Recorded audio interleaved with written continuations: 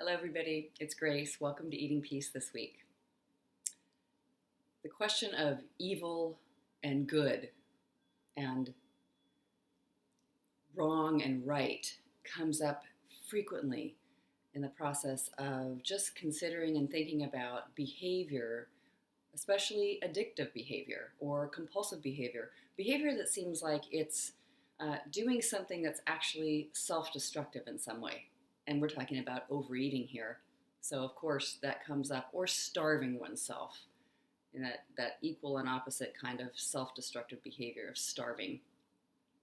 So that seems to appear in all kinds of compulsive behavior, of course, addiction of any kind. I'm engaging in this behavior, I'm consuming something, I'm grabbing at something, there's a desperate urgency going on, and the judgment about that, if we saw a little movie of that behavior in play, the thoughts by many people, religious or not, would be, boy, that is super bad behavior. That's like really destructive. It's wrong. It's, like almost, it's debilitating. It will hurt other people. It's causing suffering, this kind of thing. I mean, simple to see. And I'm not saying that we shouldn't look at things like that, in some particular way, because it just seems natural that you see this self-destruction and how the experience of what happens when you're frantically consuming something or doing some kind of behavior and missing out on the joy of life, really missing that. It's something's going on that feels really, really, really difficult, and you're at war. There's an intensity and urgency. Okay, so that's the experience of being in an addictive process. And then the mind that comes in and says, evil, wrong. The other day in the Eating Peace Process program, somebody used the word gluttony. And what I find interesting about that word is it's often used in religious context. So we might not say, just in our average everyday life, speaking in English, wow, I was really a glutton the other day. I really entered gluttonous behavior. But it definitely has this connection, sort of a tie-in to one of the 7 deadly sins in Christianity. But I think in other religions too, that this is something that's wrong. And it's a sin. However we sit with the word sin, that it's some kind of activity or behavior or orientation that is bad, evil. All right. So we all know when we've had that kind of experience, even if you have absolutely no religious upbringing or roots, that there is kind of a flip-flop between this terrible behavior that's wrong and bad and good behavior. I am on good behavior at all times. Let's be on good behavior at all times. It's just used in the way we see our actions and activities. Sometimes what I used to say about this was a good day. I had a good day when I did everything right. I began with my meditation, and then I did my reading and writing, and then I had my exercise routine, and then I went to work and I got there on time. And, the whole thing, doing everything the right way. All right. Now, nothing inherently wrong with kind of seeing that there's a way things work and that following kind of a plan or a structure can be actually very nurturing, very supportive. But oh my goodness, it was never supportive for me. I had a list in my mind of what I should be doing, what right action was in the world, what good people do, and like overeating was certainly not one of them, but also wasting time and procrastinating and not offering something of service and being good for nothing. These were all, we need to do good in the world, have some sort of, leave something, helpful, offer service. And it's just that the strength of that, when it gets really black and white, can be very, very debilitating in itself. You can have a lack of acceptance, a lack of understanding or looking or being with it. So I wanted to tell you a little story today that I still tell from time to time, and it was so enlightening for me long ago in getting past this dualistic black and white thinking, especially when it came to food and eating.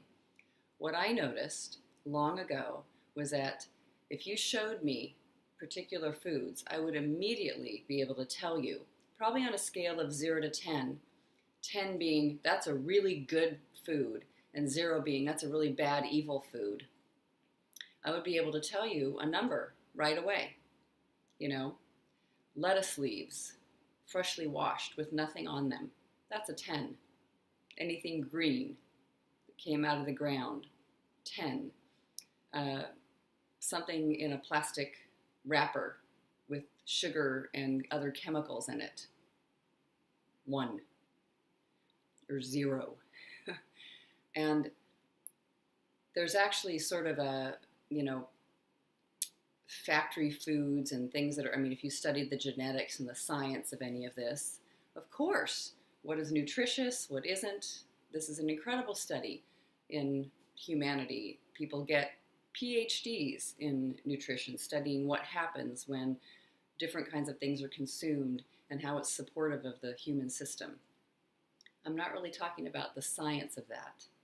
So we understand that, and we can see, good idea perhaps in the world to stay away more or less from the things that are like a 1 and have more of the things that are like a 10. But putting this kind of deeply moral, almost religious aspect of evaluation on the foods was incredibly stressful for me. I began to see, it's like I'm almost an evil person because I'm taking a bite of cake. Or, I would be like pure and good if I had a day. I would also use the same kind of language. This was a good day if it involved not eating food or not binging, not eating that kind of food.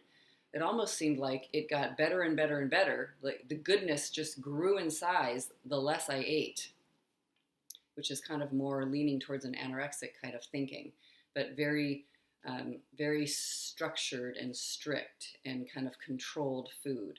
A little bit like diet mentality, or a lot like diet mentality. The thinking is very much like, one bite off the program, and I've entered the evil zone.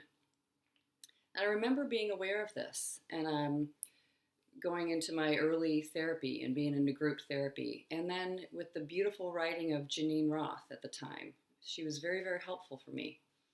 She's dedicated her life to helping women, especially, recover from this compulsive thinking and compulsive being with food and eating. And I remember her offering up an idea and then also taking that into the work that I was doing, my inner work of recognition and realization that how much I labeled these foods. And like I was a good person if I ate a certain way, and a bad person if I ate with binging or even bites of certain foods. And I decided to test that out and completely turn around and turn upside down my experience of at least one food that I felt drawn towards all the time. And I thought about even which kind of food it would be. It was my first job, my first regular full-time job outside of schooling and college. And there was a machine that had food in it in the kitchen, in the work lounge, where you put in coins or put in your money and you pulled a lever and here come the things spilling down, right? And you reach into the window and grab your food. Often, foods that are in that kind of machine are things that can stay intact for a long time. They would be considered a 1 on the scale of that, good and evil scale, nutritious, helpful for the human body. And I just thought it was even worse, somehow like there's something about buying the thing in the store, but if you get it out of a machine like that and you're even paying extra money, it might have even been sitting there for a long time, even worse, more evil. So there was something about that machine, but at the time, I was in full blown kind of a flip flopping, disordered eating, disordered thinking about all of it. And I would want to go buy food and avoid, get the same things that were in that machine and go sneak by them in a store and then like eat them as if I was, sneaking, like hiding behind a building, to eat something because I didn't want anyone to see me, or hiding in my car. Like I was committing a crime, like I was in the middle of a sin. Okay, so I was encouraged and really felt the rightness of this idea to experiment with another way. So in that machine, looking at the different things that you could buy, there was one item that I often was drawn to. And when I tasted that item, I loved it. It was called Bit O' Honey.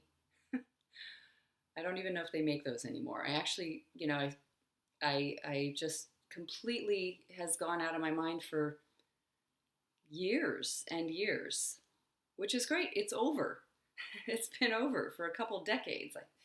But that, and I mean the obsession with it, and part of the reason it's over is because of this experiment, which was I will walk into that lunchroom where people are gathered and sit together to eat, which has been so agonizing for me, eating. And I will put my coins in that machine and get one bit of honey every single day. One bit of honey every day is my medicine for acceptance and openness and being with the food and eating it slowly and enjoying it. And I can eat it anywhere I want. I can eat it out in the open. God isn't watching me like there's some sort of, evil sneaking going around. How different. It was amazing to feel the difference of walking in the first time I ever bought that bit of honey without shame, without guilt, knowing I'm going to do this and I'm going to see if I really like this food, and I'm going to find out for myself without all this history and intensity and wrongness and, what a horrible person that you're destroying yourself by eating that, this kind of like, feel of it all, committing a crime, sinning, duality, and sort of a religious feel. All right, so I walk into that kitchen and there are people in there. They could see me. And I put the coins in. If I remember right, it was like 2 quarters at the time, long ago. And I pulled the lever and the bit of honey came down, and I was able to just be with that as somebody purchasing and buying without commentary. Oh, I shouldn't be doing this. No, I should be doing this. And feeling a sense in my body of, instead of battling about how wrong and then like breaking through, I'm going to do it anyway, like that kind of compulsion feeling. This is something I'm doing, and I'm going to go have it at my desk. It's my after lunch experiment, and I think it's the true meaning of dessert, actually having dessert. I had that bit of honey, and it was almost like my requirement is to have this thing every day, because we've been playing the game of never eating it and being this pure person, the opposite side, of the opposite end of the scale for years, and that hasn't worked at all, and something has been very agonizing within. So let's go and test it out over here. Now, I'm not saying this would work for everybody. Some people would have it, they'd be made sick by eating some of the things that they feel incredible cravings towards, and then you'll know not to do it, because it's an experiment to sit with in your own heart. this just for me, I knew it wasn't going to kill me, and I didn't have any physical reactions to this. I wanted to see. I really, really wanted to see without all the moral implications and the weight of all that. And I noticed that the chewiness and the intensity, and it almost makes your jaw, ache, because it was the way it was such a chewy, hard food. And the sweetness and the taste of honey was there. And being able to sit and enjoy that. What happened for me is, I can't remember the exact timeline because it was so long ago, 30 years, is that when I knew that it was completely fine to have that food every day in my life. In fact, if I missed it, there came a day when I realized, I forgot to have my bit of honey. And I started to get kind of tired of it. And I just let it be. If I felt like having it or not was fine. And I could just notice and check in with my own physical body, and my own sense of freedom, and my own sense of supporting myself in the most nurturing way without evil or goodness attached to all this, that I felt free to decide what actually worked and what didn't. And something just faded out about that food. But something was really important for me in my process of healing to do that out in the open, like whatever the eyes of some sort of, parental figure that often we associate with whatever a god is, whether we believe in that or not, that there was some kind of, list or clipboard that was saying, yeah, you did well today. Yeah, you didn't do well. Just this constant evaluation. And it was just so exciting and so much fun to have bit of honey be something in my life as, oh, you better make sure that you have that every day. Whoops, you almost forgot. Go get it. I mean, just complete flip side, turning it upside down, and to be able to sit and enjoy that and get the taste and the feel of it and really find out. And something faded out where it was no longer necessary to eat that. It became a non-issue, a no requirement. If I could have that out in the open, anything like that could also be out in the open, and I could decide within, is this right or is it not? But it's not evil. It's amazing that the counter intuition or something about if something's allowed, and it's not on the do not look behind the curtain list, right?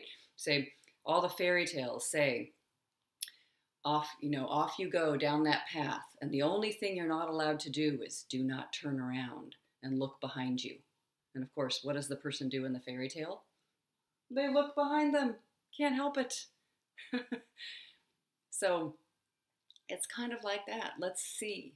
Let's bring awareness into it and just enjoy the experiment of that, and that there is such a range and variety of things offered in this world to consume. It's astonishing. What I notice is I hardly eat anything that's made in little packages with plastic wraps and, factory kind of made chemicals. I just haven't wound up doing that anymore. But what a wonderful thing to not think that's the right way to be, and the wrong way to be, is some other way. However you are is what you're experimenting with. And you just get to find out what really, really and truly works for you. So just something to think about in your process of enjoying the pleasure of eating, the pleasure of tasting, to not put all those labels on it that tend to be so black and white or have such a heavy legal kind of context to it, go to jail because you ate that. You're out of jail because you didn't. And it doesn't mean, interestingly enough, that you're not going to eat in some way that's incredibly supportive to you. But it's beyond that place of black and white thinking or good and evil thinking. It's just completely beyond that. The joy of that, not knowing. There's a Rumi poem, a little that everyone you've probably heard, out beyond the field of right and wrong, out beyond right and wrong, there is a field. I will meet you there. There's a field, a vast and open field, and it's beyond that place of right and wrong. So you get to find out what really works for you.